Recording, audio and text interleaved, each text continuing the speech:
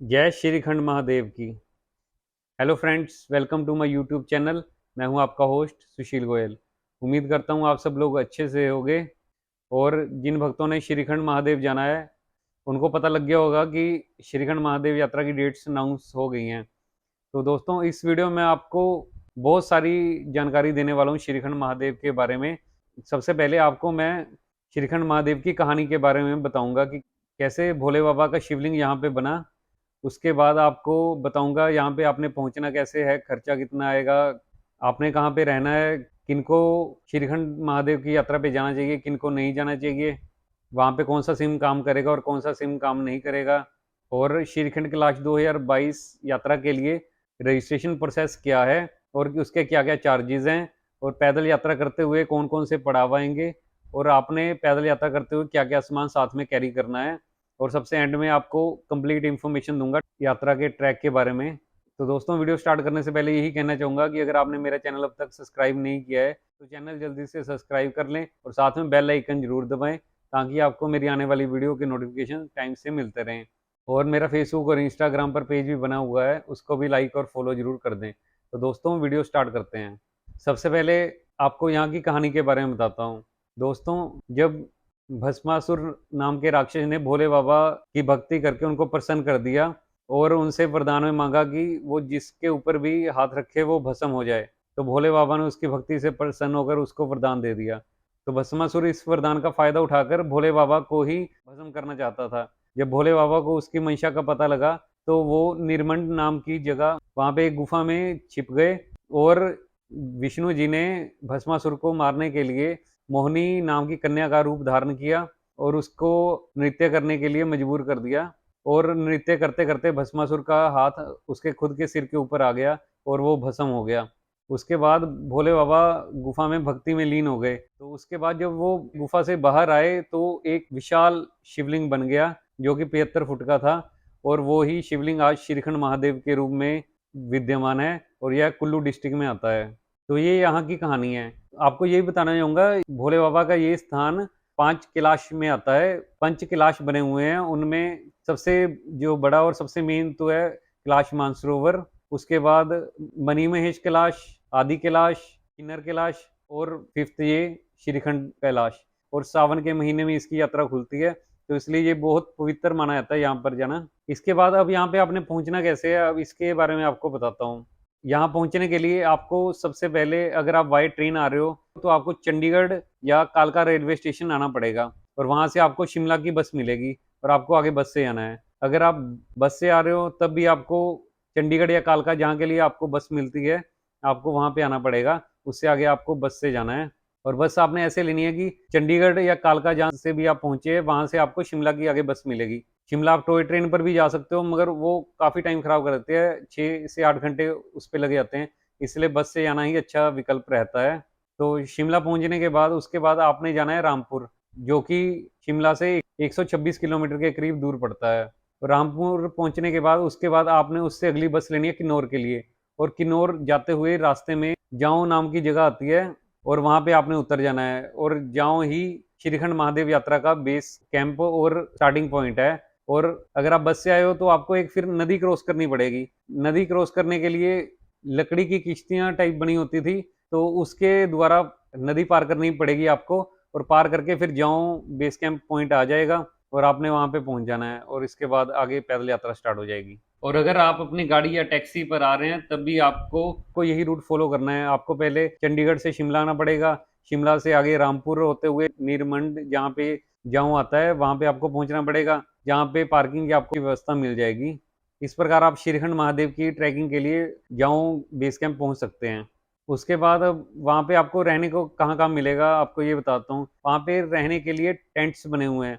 आपको ट्रैकिंग में जितनी बार भी आपने रहना है तो आपको वहाँ पे टेंट्स में ही रहना पड़ेगा।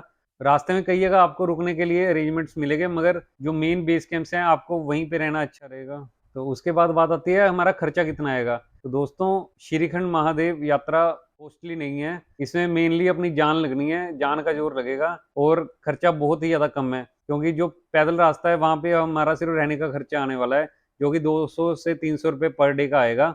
और आप सपोज कर लीजिए आम पर्सन को 4 से 5 दिन लगते हैं, अगर 5 दिन लगते हैं तो 1000 रुपये हो गया। और खाना पीना वहाँ पे लंगर हैं 2-3 जगह पर, बीच में आपको उसके अलावा सिर्फ मैगी वगैरह खाने को मिलेगी, तो उसके भी आपके 200-300 रुपये से ज़्यादा नहीं लगेंगे पूरे ट्रैक में। और इस पूरे ट्रैक पर आपको घोड़े, पालकी और पिट्ठू की सर्विस भी नहीं मिलने वाली, तो इसलिए आपका ये खर्चा भी वहाँ पे नहीं आने वाला। और आपको घर से थोड़ा सा सामान लेकर जाना है, ये 1500 रुपये के करीब ये हो गया, और बाकी आपने घर से आने का खर्चा उसका आपका खर्चा होगा, तो आप मान के लिए कि 4000 से 6000 से ज़्यादा आपका खर्चा किसी कीमत पर नहीं होगा। तो इसलिए ये यात्रा बहुत ज़्यादा सस्ती यात्रा है, इसमें हार्ड चढ़ाई है, इसी वजह से अपना जोर लगने वाला है इस पर ज़्यादा, मगर खर्चा बहुत कम आएगा। तो अब बात आती है किनको श्रीखंड महादेव यात्रा पे जाना चाहिए और किन यात्रियों को नहीं जाना चाहिए। सबसे पहले तो इन्होंने एक एज लिमिट रखी हुई है 15 साल से लेकर 60 साल तक। 15 साल से कम के यात्री नहीं जा सकते और 60 साल से ज़्यादा के यात्री भी यात्रा करने नहीं जा सकते। उसके बाद भी आपको कोई दिक्कत नहीं होनी चाहिए, सांस लेने में कोई दिक्कत नहीं होनी चाहिए, आपको कोई भी बीमारी नहीं होनी चाहिए, तभी आप श्रीखंड महादेव यात्रा करने के लिए जा सकते हैं। उसके बाद आप फिजिकली फिट होने के साथ साथ मेंटली भी प्रिपेयर होने चाहिए, क्योंकि वहाँ पे आपको काफ़ी डिफिकल्ट हालात मिलने वाले हैं, इसलिए आपको फिजिकल फिट होना ही काफ़ी नहीं है, मेंटली प्रिपेयर भी होना पड़ेगा। जो लोग बीमार वगैरह हैं उनको, या जिनको कोई भी प्रॉब्लम है मेडिकली, उनको बिल्कुल भी इस यात्रा पर नहीं जाना चाहिए। और जो लोग डरते हैं उनको भी इस यात्रा पे नहीं जाना चाहिए, क्योंकि ये काफ़ी डिफिकल्ट ट्रैक होगा, इसलिए आपको स्ट्रोंग रहते हुए ही ये यात्रा करनी है। अब आपको मैं बताता हूँ यहाँ पे कौन सी सिम काम करेगी और कौन सी सिम काम नहीं करेगी। दोस्तों, यहाँ पे सिंघाड़ नाम का पॉइंट आता है, तो वहां से आगे कोई भी सिम काम नहीं करता, तो इसलिए आपका चाहे प्रीपेड है, चाहे पोस्टपेड है, या कोई भी कंपनी का सिम है, आपकी पैदल यात्रा पे कोई भी सिम काम नहीं करेगा। बीच बीच में ऐसा होता है कहीं कहीं टावर कैच कर लेता है रास्ते में, मगर बहुत ही ज्यादा कम ऐसे टावर कैच कर लेता है, क्योंकि हाइट बहुत ज्यादा है, तो कहीं से कोई ना कोई रेंज आ जाती है टावर की, मगर मैक्सिमम टाइम आपके फोन का नेटवर्क नहीं आएगा और इंटरनेट तो बिल्कुल भी नहीं चलेगा। उसके बाद अब आपको रजिस्ट्रेशन प्रोसेस के बारे में बताता हूँ। रजिस्ट्रेशन प्रोसेस श्रीखंड महादेव यात्रा के लिए बहुत ही ज़्यादा ज़रूरी प्रोसेस हो गया है। पहले इतनी ज़्यादा सख्ताई नहीं होती थी, मगर वहाँ पे काफ़ी लोगों की डेथ हो जाती है, तो उसी वजह से धीरे-धीरे सख्ताई बढ़ती जा रही है। तो पहले तो ये प्रोसेस सारा ऑफलाइन होता था और फ्री ऑफ कॉस्ट था, मगर इस साल से ऑफलाइन के साथ-साथ ऑनलाइन भी होने वाला है, और इसकी फीस भी 150 रुपए के करीब रखी जाने की उम्मीद है। तो ऑफलाइन तो ऐसे होता था कि आपने वहाँ पे जाना है, जाऊँ बेस कैंप है, वहाँ से आगे 3 किलोमीटर सिंघाड़ नाम की जगह है, वहाँ पे जाकर आपका मेडिकल चेकअप होता था, और मेडिकल चेकअप में मेनली वो आपसे पूछते थे आप फिजिकली फिट हो, और ये पूछ के आपसे एक फार्म में साइन करा लेते थे। उस पे क्लियरली लिखा होता था फार्म पे कि अगर आपको रास्ते में कुछ हो जाता है तो हमारी कोई जिम्मेवारी नहीं होगी, तो आपने उस पे साइन करके, और साथ में आपका बस वही रजिस्ट्रेशन प्रोसेस था, वही मेडिकल फॉर्म था, और करके आपको आगे जाने दिया जाता था। मगर अब थोड़ा सा स्ट्रिक्टनेस बढ़ने की उम्मीद है, और इस बार एक तो फीस रखी दी है, उस इसके बाद ऑनलाइन भी स्टार्ट होने वाली है रजिस्ट्रेशन। अभी इसके बारे में ज़्यादा डिटेल नहीं आई है, बस ये बताया गया कि जो श्रीखंड महादेव ट्रस्ट है एक पोर्टल बनाएगा न्यू, क्योंकि उनका अभी तक कोई पोर्टल नहीं है, तो वहाँ पे वो बताएगा कैसे कैसे ऑनलाइन रजिस्ट्रेशन होनी है, और मेडिकल सर्टिफिकेट के बारे में भी इंफॉर्मेशन देगा। तो इसकी ज़्यादा डिटेल के लिए आप मेरे चैनल के साथ बने रहें, जब नई डिटेल्स आएंगी तो मैं आपको अपने चैनल पे बता दूंगा, आप बस मेरा चैनल सब्सक्राइब करके रखें।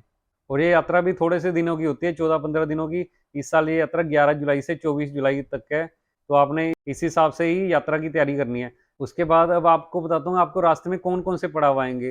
रास्ते में आपको सबसे पहले जो स्टार्टिंग पॉइंट आपको बता दिया, जाऊँ नाम का गाँव है, जो इसका स्टार्टिंग बेस पॉइंट है, और यहीं से आपकी यात्रा स्टार्ट होगी। उसके बाद सिंघाड़ नाम का पॉइंट आता है, जहाँ पे आपका रजिस्ट्रेशन वगैरह चेक होगी। उसके बाद खाचड़ू आता है, जो कि सबसे मेन पॉइंट्स में से आता है। फिर एक काली टोप नाम का पॉइंट आता है।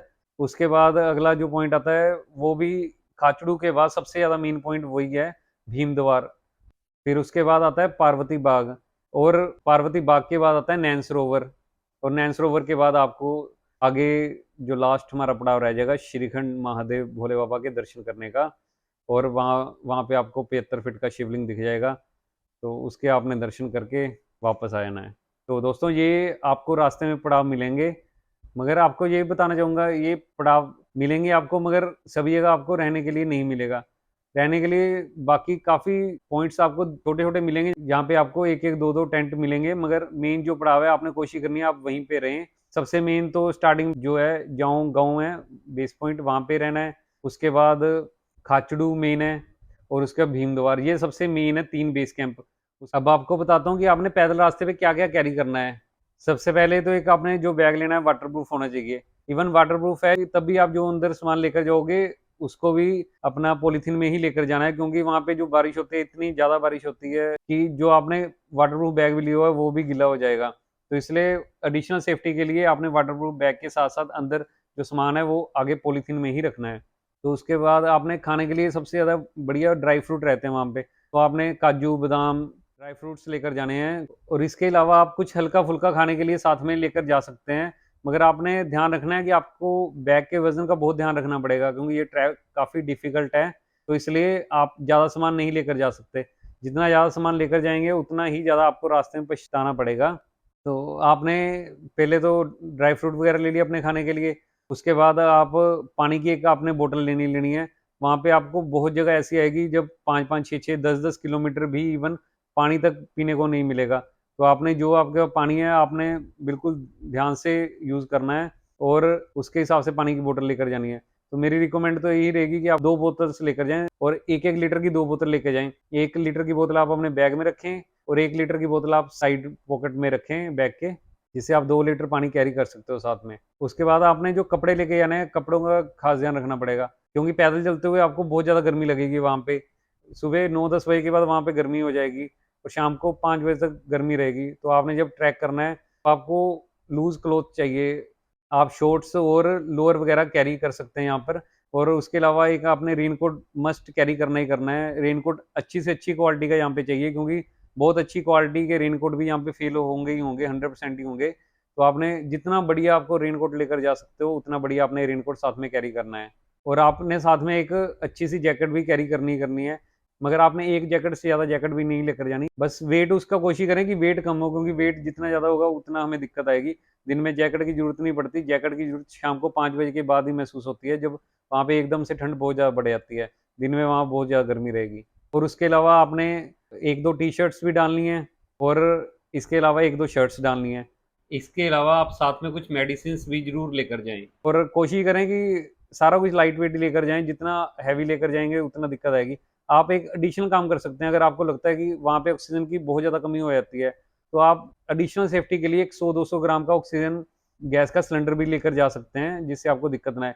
मगर अगर आप वैसे फिज़िकली फिट हो, तो चाहिए आप ऑक्सीजन सिलेंडर ना भी कैरी करें, कोई ज़रूरी नहीं है। ये प्योरली आपकी मर्ज़ी है। और साथ में आपने एक टॉर्च ज़रूर कैरी करनी है। टॉर्च यहाँ पे बहुत ज़्यादा काम करती है, क्योंकि जो भीम द्वार है वहाँ से आपको आगे सुबह 3-4 बजे चलना पड़ता है, तो वहाँ पे बहुत ज़्यादा अंधेरा होता है। तो उस कंडीशन में टॉर्च वहाँ पे बहुत ज़्यादा ज़रूरी होती है, इसलिए आपने साथ में टॉर्च ज़रूर लेकर जानी है, और उसके अलावा एक स्टिक लेकर जानी है। स्टिक आप घर से भी लेकर जा सकते हो और वहाँ पे भी आपको स्टिक्स मिल जाएँगी, तो आपकी ये मर्ज़ी है। और जो आपने शूज़ लेने हैं, बहुत अच्छी क्वालिटी के होने चाहिए शूज़ वहाँ पे, क्योंकि आप बहुत अच्छे शूज़ भी वहाँ पे काम नहीं करेंगे अच्छे से। तो इसलिए आपको जितने बढ़िया शूज़ लेकर जा सकते हो, वहाँ पे उतना ही अच्छा रहेगा। उसके अलावा आप अपना टूथपेस्ट, ब्रश वगैरह भी साथ में लेकर जा सकते हो। तो दोस्तों, ये सामान आपने साथ में कैरी करना है। इसके अलावा आपने कुछ भी अननेसेसरी कैरी नहीं करना, नहीं तो आपको पूरे रास्ते में बहुत दिक्कत आएगी। आपका बैग वैसे भी काफ़ी भारी हो जाएगा।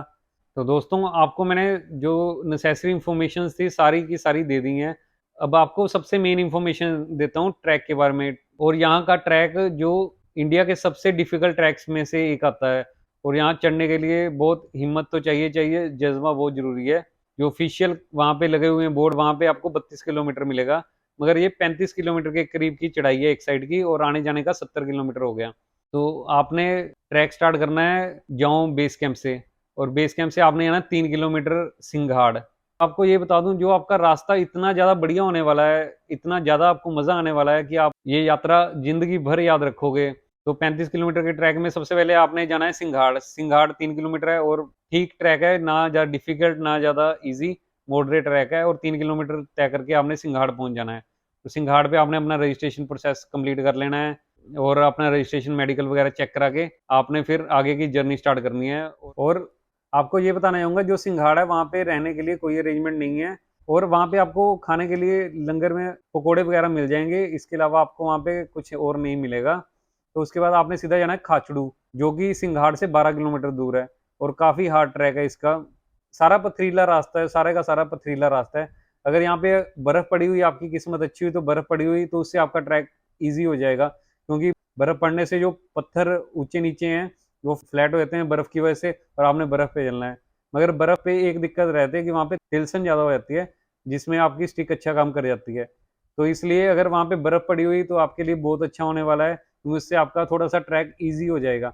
और अगर आपको बर्फ़ ना मिली तो आपका ट्रैक काफ़ी डिफ़िकल्ट रहेगा। और आपको रास्ते में जाते हुए बताना चाहूँगा कि कई सारे लोगों की लाशें भी आती मिलेंगी, तो आपने उनसे घबराना नहीं है, क्योंकि बहुत सारे लोग जो हैं ज़बरदस्ती चल जाते हैं, उनकी फ़िज़िकल फ़िटनेस अच्छी नहीं होती, उनको प्रॉब्लम्स होती हैं, कई ना कोई बीमारी होती है, वो चले जाते हैं, फिर रास्ते में दम तोड़ देते हैं।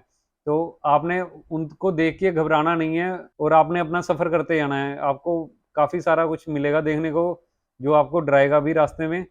आपने उनसे घबराए बिना ही चलते जाना है अपना, और फिर धीरे-धीरे चढ़ते-चढ़ते आपने पहुँच जाना है खाचड़ू। और मैक्सिमम लोग जो हैं खाचड़ू में ही स्टे करते हैं, और आपकी जो जर्नी है 15 किलोमीटर ऑलरेडी हो गई है बेस पॉइंट जाउन से। तो खाचड़ू में स्टे करते हैं, और खाचड़ू में एक आपको लंगर मिल जाएगा जिसमें आपको दाल फुल्का वगैरह खाने को मिल जाएगा। और आपको जो 12 किलोमीटर का है इसमें आपको खाने पीने के लिए कुछ भी नहीं मिलेगा। जो आपके पास ड्राई फ्रूट वगैरह है, वो आपको धीरे धीरे एक एक दो दो पीस वो खाते जाना है, और थोड़ी सी आपको उससे एनर्जी मिलेगी, और आपने धीरे धीरे बढ़ते आना है। और पानी भी आपको नहीं मिलेगा, आपको बीच में एक दो जगह आएंगी जहाँ पे पानी मिल सकता है शायद, वो भी जैसे कई झरने बहते हैं, मगर वो बर्फ की वजह से जम जाते हैं, जिसकी वजह से आपको वो भी पता नहीं मिलते हैं कि नहीं मिलता पानी भी।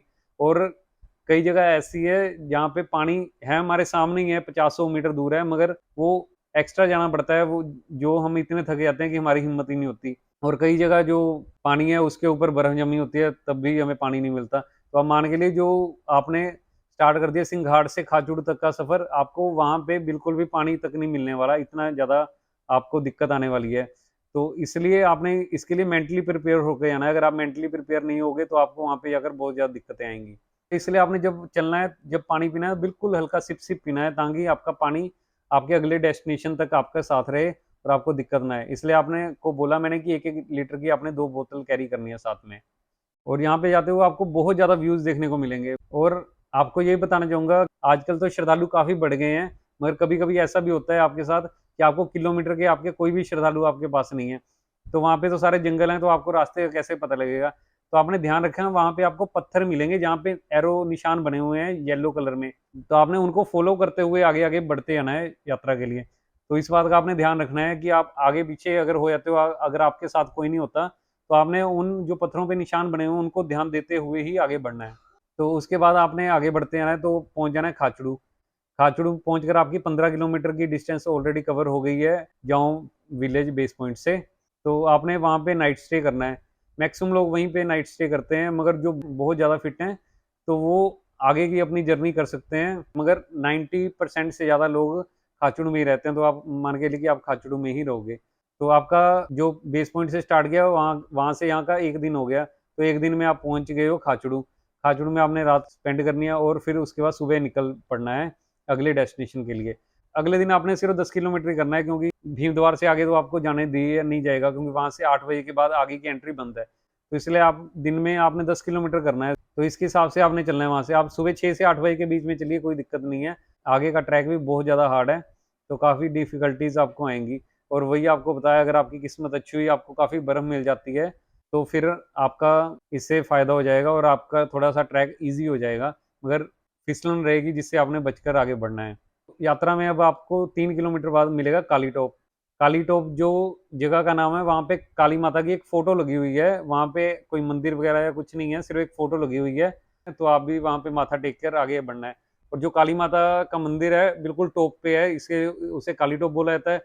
और वहाँ पे 2 पहाड़ एक साथ जुड़ते हैं, और वहाँ पे बिल्कुल एक सीध में चलना पड़ता है। और वैसे भी इसकी जो मैक्सिमम यात्रा है श्रीखंड महादेव की, ऐसी है कि आप 2 पैर साथ में नहीं रख सकते, इतनी कम जगह है। और ऐसे ही जो काली टॉप से आपने चलना है, तो वहाँ भी बिल्कुल सीधा ऐसे रास्ता है, और साइड में बिल्कुल खाई है, और बिल्कुल बीच में से आपने जाना है। तो इंटरेस्टिंग भी लगता है, थोड़ा-सा डर भी लगता है, और आपको साइड का व्यू तो बहुत अच्छा लगेगा, धुंध ही धुंध मिलेगी, बहुत बढ़िया लगेगा। फिर काली टोप आप पहुँच गए हो, तो इसके बाद आपने जाना है भीमद्वार, जो कि खाचड़ू के बाद सबसे मेन बेस पॉइंट आता है यात्रा का। काली टोप से 7 किलोमीटर दूर है। तो ये 7 किलोमीटर का ट्रैक भी काफ़ी हार्ड रहने वाला है, और आपने ये सोच के चलना है कि आज के दिन आपने सिर्फ़ भीमद्वार ही पहुँचना है, तो आपने उस हिसाब से ही अपना आराम आराम से चलते जाएँ, और शाम को आपने पहुँचना है भीमद्वार। तो आपके लिए ये टिप भी रहेगा, जब आप चढ़ रहे हो चढ़ाई, कि आपने धीरे-धीरे चलना है। आपने ये नहीं करना कि आपने जल्दी-जल्दी चढ़ गए थोड़ा-सा, और उसके बाद बैठ गए। तो अगर आप जल्दी जल्दी में पहाड़ चढ़े जाते हो, क्योंकि पहाड़ काफ़ी ऊंचे नीचे हैं, तो आप बहुत जल्दी थक जाओगे, उसके बाद आपसे आगे नहीं चला जाएगा। इसलिए आपको यही टिप रहेगा कि आपने धीरे धीरे चलते जाना है, धीरे धीरे चलते जाएं। फिर थोड़ा सा हो सके तो बैठ के रेस्ट करने की जगह खड़े होकर रेस्ट करें, जिससे अगर आप बैठ जाते हो तो आपकी एनर्जी काफ़ी डाउन हो जाती है, और वही चलते चलते खड़े होकर ही रुक जाने से आपकी वो एनर्जी बनी रहती है और आप आगे चलते रहते हो। और उसके बाद आपने ऐसे ही चलते पहुंच जाना है भीम द्वार। ये भीम द्वार इसे इसलिए बोला जाता है क्योंकि यहाँ पे पांडव अज्ञातवास के दौरान आए थे, और पांडव भीम के नाम पर ही यहाँ का नाम भीम द्वार पड़ गया। तो आपने यहाँ पे नाइट स्टे करना है। यहाँ पर भी आपको रहने के लिए काफ़ी टेंट मिल जाएंगे, और साथ में यहाँ पे भी आपको एक लंगर मिलेगा। यहाँ पे आपको दाल फुल्का वगैरह खाने को मिलेगा। बहुत सारे यात्रियों को दिक्कत आती है दाल फुल्का वहाँ पे खाने में, क्योंकि बहुत सारे यात्रियों को वहाँ पे उल्टियाँ टाइप लग जाती हैं, खाया नहीं जाता ये। तो इस कंडीशन में वहाँ पे सबसे अच्छा ड्राई फ्रूट ही रहता है। उसके अलावा वहाँ पे आपको मैगी वगैरह मिल जाएगी, जो कि पेड होती है, और वो रास्ते में आपको कई जगह मिलने वाली है, तो आप मैगी वगैरह खा सकते हो। तो फिर आपने भीमद्वार रेस्ट करनी है, और फिर आपने अगले दिन जाना है सुबह आगे की यात्रा के लिए, और आपको थर्ड डे ही भोले बाबा के दर्शन होंगे। और जो भीमद्वार से आपने अगले दिन सुबह चलना है, वहाँ से चलने का टाइम 3 से 4 बजे सुबह का है। आपने ये बात ध्यान रखनी है, सुबह 3 से 4 बजे के बीच आपने हर हालत में चलना ही चलना है, क्योंकि जहाँ पे शिवलिंग बना हुआ है वहाँ की हाइट इतनी ज़्यादा है कि वहाँ पे जब दोपहर के 12 बजते हैं उसके बाद धुंध होने लग जाती है, वहाँ फिर दिक्कत बहुत ज़्यादा आती है। तो इसलिए आपने जो भीम द्वार है वहाँ से सुबह 4 बजे के करीब निकलना ही निकलना है हर हालत में। और आपको ये बता दूं कि अगर आप सुबह 8 बजे से लेट हो जाते हो भीम द्वार से, तो आपको आगे नहीं जाने दिया जाएगा। भीम द्वार क्रॉस करने का लास्ट टाइम सुबह 8 बजे का है, तो इसलिए आपने 8 बजे से पहले तो निकलना ही निकलना है, मगर 8 बजे आपको काफ़ी लेट हो जाएगा। तो इसलिए आपने सुबह 3 से 4 बजे निकल जाना है भोले बाबा के दर्शन के लिए। और भीम द्वार से सिर्फ 7 किलोमीटर रह जाएगा भोले बाबा का दीदार आपको। और ये जो 7 किलोमीटर होंगे ये सारे ट्रैक के सबसे ज़्यादा हार्ड पॉइंट है। यहाँ पे आपको कहीं कहीं 65 से 70 डिग्री की कर्व भी मिलेगी, काफ़ी स्टीफ कर्व्स मिलेंगी, तो जिससे आपको काफ़ी दिक्कतें आएंगी। तो आपने बस भोले बाबा का गुणगान करते करते ही आगे बढ़ते जाना है। और भीम द्वार से जब आपके 2 किलोमीटर हो जाएंगे फिर आएगा पार्वती बाग। जो पार्वती बाग है वो पार्वती माता के नाम पर बना हुआ है, और यहाँ पर ब्रह्म कमल नाम का दुर्लभ फूलों की प्रजाति भी यहाँ पे आपको मिलती है, जो कि और कहीं नहीं आपको देखने को मिलेगी। उसके अलावा यहाँ पे फूलों के बगीचे बने हुए हैं, बहुत ही ज़्यादा अलग अलग किस्म के फूल हैं, जो फूलों की वादियों को भी फेल करते हैं यहाँ पे, जो इतने ज़्यादा खूबसूरत फूल लगे हुए हैं। और ये पार्वती माता के नाम पर बाग बना हुआ है। और यहीं पर आपको एक पार्वती माता के नाम पर झरना भी मिलेगा, क्योंकि माना जाता है कि जो पार्वती माता है यहीं पर ही स्नान किया करती थी। पार्वती बाग से जो आगे शिवलिंग के दर्शन होने में आपको सिर्फ 5 किलोमीटर रह जाएंगे, और आप बहुत ज़्यादा नज़दीक पहुंच जाओगे। और आपको ये बताना चाहूँगा कि पार्वती बाग से ही आपको भोले बाबा के दर्शन होने लग जाएंगे। आपको ये बताना चाहूँगा, बहुत सारे यात्रियों के साथ ऐसा होता है, उम्मीद करता हूँ आपके साथ या मेरे साथ ऐसा नहीं होगा, कि बहुत सारे यात्री वहीं से वापस लौटा दिए जाते हैं, क्योंकि पार्वती बाग से आगे बहुत ज़्यादा हालात ख़राब होते हैं, कभी लैंड स्लाइडिंग, कभी बादल फट जाते हैं, तो रोक दिया जाता है, तो कई बार तो उनको वापस ही भेजता है यात्रियों को। तो इस कंडीशन में ये अच्छा रहता है कि हम स्टार्टिंग के दिनों में जाएं। अगर हम स्टार्टिंग के दिनों में जाएंगे तो अगर ऐसा कुछ हो भी जाता है तो हम 1-2 दिन भीम द्वार पे रुक सकते हैं, मगर अगर हम लास्ट के दिनों में हैं तो हमें वापस ही जाना पड़ेगा, और हमारे पास और कोई ऑप्शन नहीं होगा। और यहाँ पे आपको और बहुत अच्छी बात मिलेगी कि हर मिनट में मौसम आपका चेंज होगा। कभी आपको धुंध दिखने लग जाएगी, कभी आपको बारिश पड़ने लग जाएगी, और कभी एकदम से धूप निकल जाएगी। बहुत ही बढ़िया मौसम रहेगा, बहुत बर्फ मिलेगी, बहुत कुछ आएगा, और आपकी ये जर्नी बहुत ही बढ़िया जर्नी होने वाली है। पार्वती बाग के बाद आएगा नैन सरोवर। जब भोले बाबा भस्मासुर से बचते हुए गुफा में छिपकर समाधि में डूब गए थे, तो पार्वती माता रोने लग गई थी, और उनके आंसुओं से ही एक सरोवर बन गया, जिसे नैन सरोवर का नाम दिया गया। और ये नैन सरोवर आपको देखने को मिलेगा, और वहाँ पे आपको कई सारे यात्री नहाते हुए भी मिल जाएंगे, और बहुत सारे यात्री वहाँ से जल भी भरकर लेकर जाते हैं अपने घर के लिए। लोगों की नैन सरोवर में बहुत ज़्यादा आस्था है, आप भी वहाँ पे जरूर माथा टेकें, और हो सके तो वहाँ का जल भी जरूर ग्रहण करें।